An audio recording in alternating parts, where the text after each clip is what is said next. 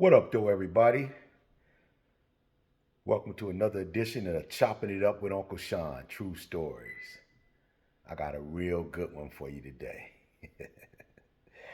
This story right here is set in Jasper, Alabama, and the year is, let's say, 1980 or 81.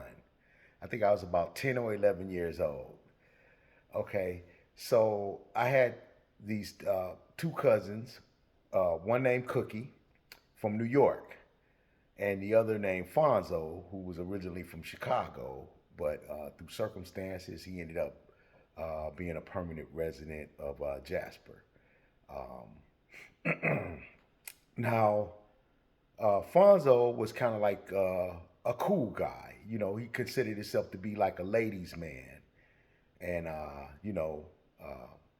he thought he had this rap. You know, back in the day, you had to have a rap for the ladies or whatever. So he was considered himself good at rapping to the ladies.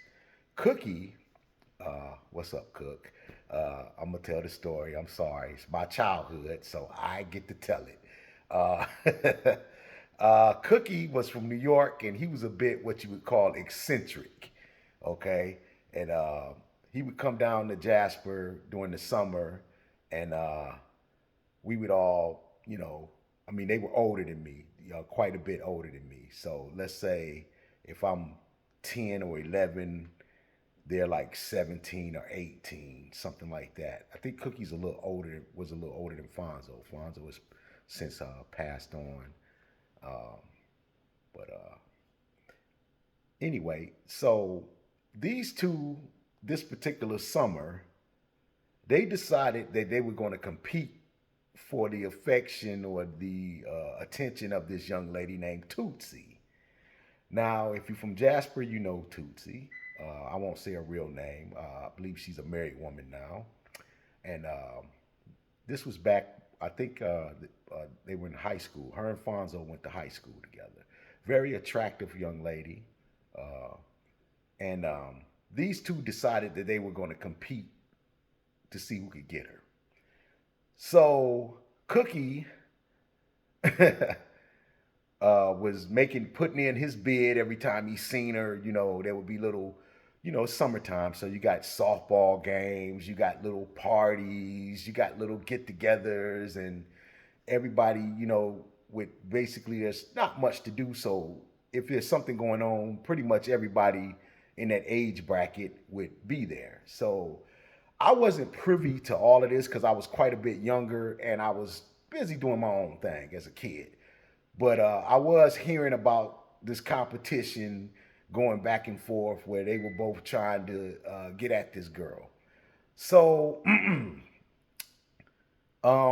apparently, Fonzo got a little more headway going. So I guess him and Tootsie started kind of going together, but they didn't want to tell like he didn't want to tell Cookie. You know, I guess he didn't want to hurt Cookie's feeling or whatever. So it got to a point though where Cookie was applying pressure. So Tootsie basically had to tell Fonzo, look, you need to tell your cousin what's up because he's getting on my nerves and he's bothering me and it's getting a little ridiculous, So this is the funniest shit. So one night we're in my grandmother's house and we're sitting in one of the rooms, one of the bedrooms, just chilling. So I already knew what was going down. Fonzo had already told me, you know, what the deal was. He was like, yo, me and Tootsie are together and she wants Cookie to leave her alone or whatever. So I'm like, okay, how's this gonna go? Because I already know Cookie. Cookie was had a temper and he used to carry this hook knife and he had it oiled up to where he could pop that mother out, and he would cut you. uh, so we're sitting in the room. I'll never forget this. It was just I'll never forget this because it was so funny to me. I think I laughed myself to sleep. But so we're sitting in the room, and Fonzo tells Cookie, he says, hey, Cook, I got something to tell you.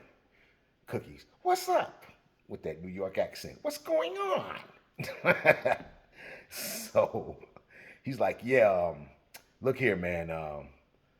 Me and Tootsie are together, so she wants you to leave her alone, because basically her and I are together now, and you can just back off and leave her alone.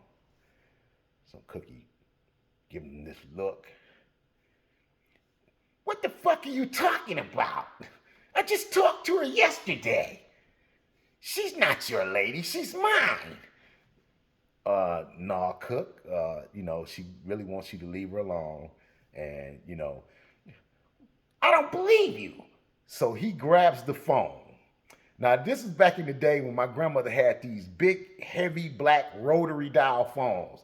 So it wasn't like today where you just push the buttons and, so he's dialing a number.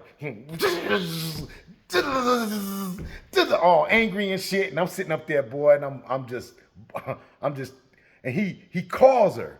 All right, so he dials the number, and then you can hear the phone ringing. Hello, can I speak to Tootsie?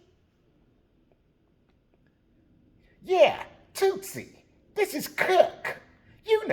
From New York. Yeah. How you doing, baby?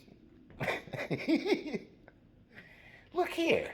I just wanted to ask you. I want you to be my lady. What? Fuck you, bitch! Fuck you! Cling! He jumps up, pulls out this knife, flicks it out. Flick! Come on, you bastard. I'm gonna cut you. Come on, bastard. And he starts throwing this motherfucker from hand to hand like he do when he get mad. And Fonzo takes off running, pew, out the door. Cookie gives him a head start. Fonzo gets out the door before Cookie even, because he's still, come on, I'm gonna cut you. I'm gonna cut the shit out of you.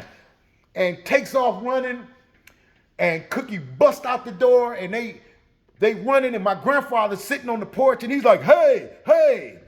And all you can see was Fonzo just putting him in the air, just running, and Cookie gaining on him. I'm like, oh. And they turn the corner, going up towards the park. Like they go down my grandmother's street, up by the church, turn that corner towards the little tennis court, and they disappear.